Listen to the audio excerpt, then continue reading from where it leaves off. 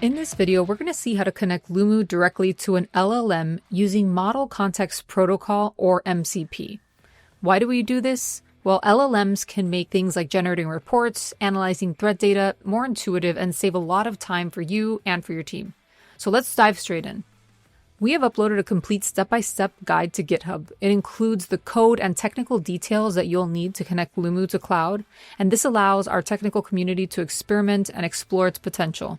Follow the link in the blog and in this video description. We've tried to make it as easy as possible with our quick start guide. To start, copy this into your terminal. pip install lumu-mcp-server, or you can download it directly from the GitHub repository. Step 2, you'll add this configuration to your cloud desktop. If you don't know how to do this, you can go to the cloud documentation section. Here it explains how to connect cloud to a local MCP servers. In summary, first you need to open cloud. From there, you can access developer settings and click on Edit Configurations. This creates a new configuration file. Using the location here, you can then open the cloud desktop configuration .json file. In this .json file, you'll need to add the code from our quick start guide here. Where it says MCP servers, you'll add this part.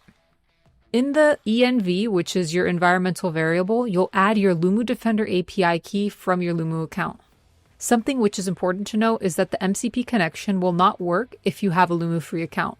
This process will only work if you have a Lumu Defender or Autopilot account.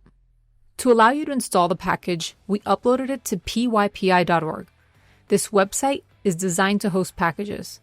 So to recap the process, you have the option here to either install this file directly or download the code and do it manually. You can then configure your cloud desktop configuration .json file, and that's all there is to the installation process. We also have some usage examples on this page, and we'll go into more detail in the following video.